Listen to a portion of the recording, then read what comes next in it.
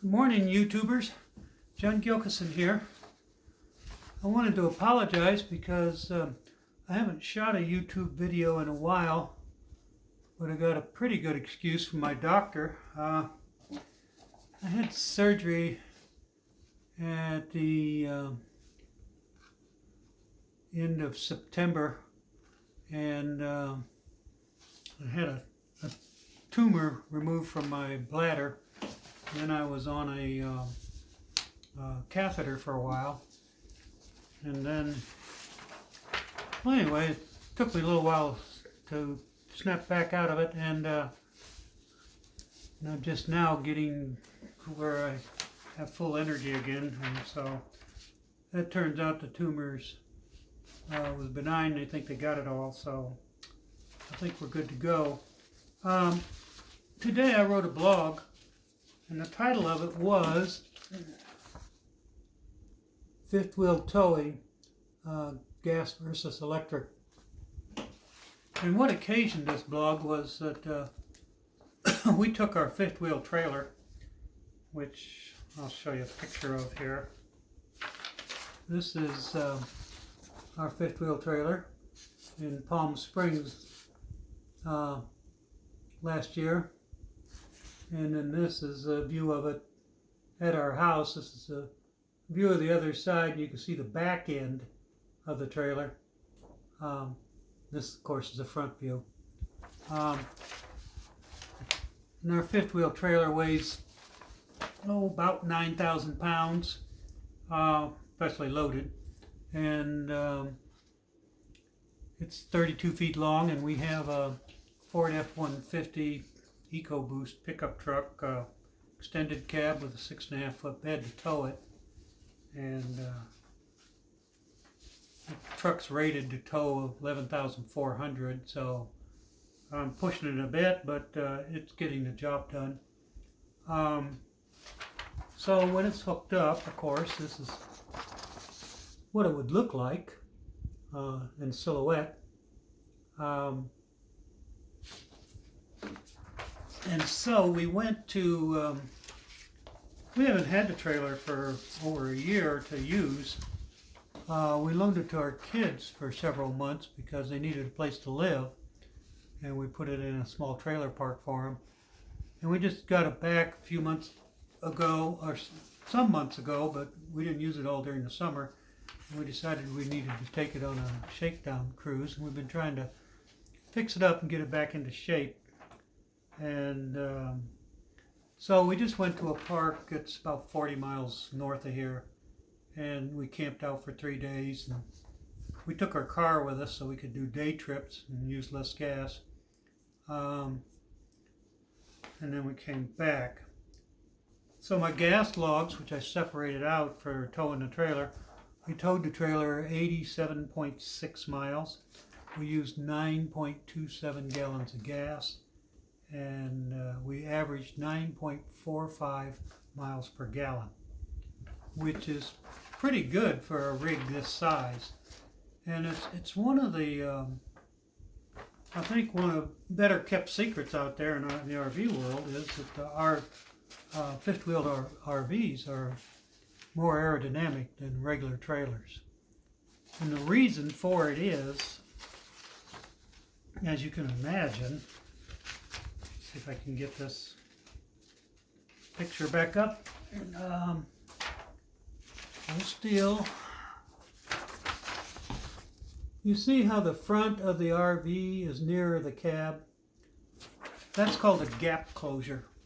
And a regular trailer, which is attached to the rear of the truck, there's a much bigger gap between the cab of the truck and the front of the trailer. It could be several feet, and this closes that gap quite a bit and allows the air to reattach to the trailer and go up and over the front, which is of course rounded. Now that said, the trailer is about 8 feet wide and the truck is 23 inches roughly, 26 inches narrower. So the air comes along the side of the truck and runs into the front of the trailer, and that's not good.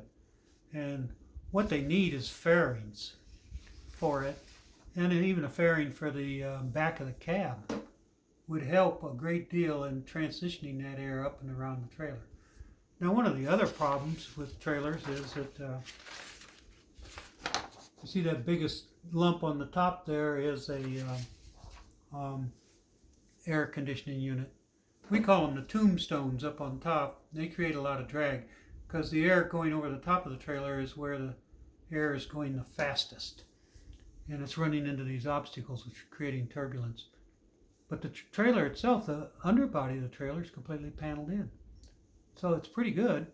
And if you could remove the air conditioner and put it on the side of the trailer, now it would still stick out. You'd either need a low profile air conditioner, or I think better yet, the air conditioning unit should be put into a small slider. This trailer, for example, has a small slider just for the wardrobe in the master bedroom. Why not have a small slider that just housed the air conditioner so it wasn't sticking out at all when you're towing it? It's only when you got to where you were going that you'd slide that slider out to use the air conditioner. That's an idea that just sprung into my mind. So it's the first time I've ever heard of it. So that's invented here, and I'll claim the idea because I haven't read it anywhere else. Now there may be someone else that's done it, of course, or thought of it, but I don't know who they are. So anyway, back to what occasioned this blog. Now my gas log also says that I used 3,566 watt hours per mile on average. And that's a conversion of gasoline into electricity. So I got to wondering about it. What could I have done with an electric truck? So let's say we had the truck I have, which is this Ford F-150, but it was an all-electric Ford F-150, and it had a motor for each wheel, and it had a 200 kilowatt hour battery pack. So how would I do? Well, I used a conversion factor that the electric truck would be 3.2 times more efficient.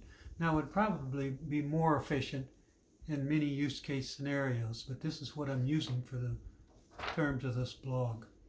And so, being over 1/3 more energy efficient, towing a trailer, instead of using 3,566 watt hours per mile, I would use 1,114 watt hours per mile. And that would allow me to tow that trailer about 170 miles before I got down to 5% reserve on my battery. So this is not ideal, but I only went 40 some miles. When I was at a campsite with electricity, I could have recharged the truck. So you could at least have a range of 170 miles. If you could get to a campsite within that range, you could recharge the truck while you were camping. However, there's more to this. For example, if you did the thing that I was talking about, you had the fairings, and you had the air conditioner that was in its own slider, and you put a boat tail. And by a boat tail, I mean like you've seen on semi-trucks on the rear of the trailer, that's foldable, it's deployable. And so you deploy it, and it would stick out about 4 feet, and it would allow the air to come back in behind the trailer, and it would reduce the wake area of the trailer. And you wouldn't have to pay attention to this bumper laws that the feds impose on semi-trucks, because travel trailers are a little bit different, and you could have a complete boat tail that went all the way down to the bottom. I even have a rack I can slide into the back of my trailer that sticks out about 3 or 4 feet for putting luggage, bicycles, spare tires, all kinds of stuff on it. And that could be used for the base of your boat tail. So with that, I think instead of getting 9.45 miles per gallon, the trailer truck combination would probably get about 11 miles per gallon. So that's a different scenario. That would push the range of the trailer up to over 200 miles. The truck towing the trailer. And that would reduce the energy consumption from 1100 and some watt hours per mile down to about 950 watt hours per mile. I'm sorry I don't have the stuff highlighted on my form here, so I'm having a little trouble finding it. Here it is, 931 watt hours per mile, and that would give you 204 miles of range. So this is quite an interesting thing. The truck by itself, without towing, would have over about a 333 miles of range, and with some aerodynamic improvements on it, like an aero bed cover, it could push that up to 360 miles of range. So also I'm claiming in here, because unlike a gasoline pickup truck, the electric truck would do better in the city and in combined slower speed driving, stop and go traffic. And so the range would shoot up over 400 miles in normal daily use in the city and going to and from the city and so forth. So it's a compelling vehicle. And then finally, for the last part of the blog, I got into some other issues which I think RV manufacturers ought to pay attention to. And that would be to put an electric drive unit in the trailer itself. Now this would just be an electric assist unit. It would drive at least one set of the tandem axles, and it would assist the truck into getting up to speed from a standing start. So, and it would be based on the drawbar pole. There would be sensors in the tongue, so that when the trailer was being pulled, it would know how much pole weight there was, and it would add electric assist to reduce that. Now it could just be used for getting up to speed, and it could be used for hill climbing, grade climbing. And there would be a 30 to 50 kilowatt hour battery pack in the trailer itself. Now this would serve a dual use. When you got to a campsite that didn't have any electricity, you could run your trailer completely off of this battery pack. And when you did get to a campsite that had electricity, you could not only recharge the truck, but you could recharge the trailer. So the Germans have already, at a trade show in Germany, they had a trailer that had such a electric drive assist unit in it.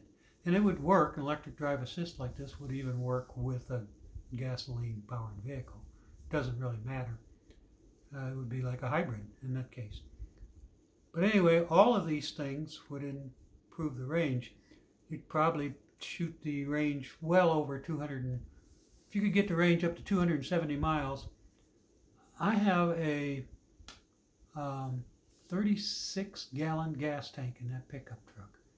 And all I can tow that trailer, that fifth wheel trailer, is about 270 miles. I've done it once and I was near empty. I wasn't on empty, but I was getting there, and getting to where you get the light.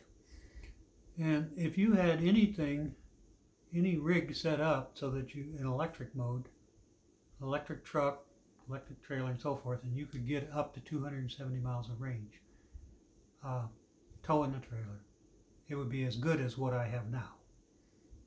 Only I would use 1/4, 1/5 the amount of energy to do it with these aerodynamic improvements I've been talking about. And you also have regen braking. So, and regen braking can be quite a coup in some situations. If you climb up an elevation, you're going to lose quite a bit of energy, but you get about 90% of it back on the way back down, or you can. And that would be true of both the truck and the trailer. And of course, the side benefit of that is there's a lot of reduced brake wear. So I'm going to let it go here, and I'm not going to publish this video till tomorrow. Today's the 23rd of October, so I'm going to upload this video on October 24th. Saturday. And we'll see you on down the road, everybody. Happy trails, happy camping, happy electric driving. See you later, everybody. Bye-bye.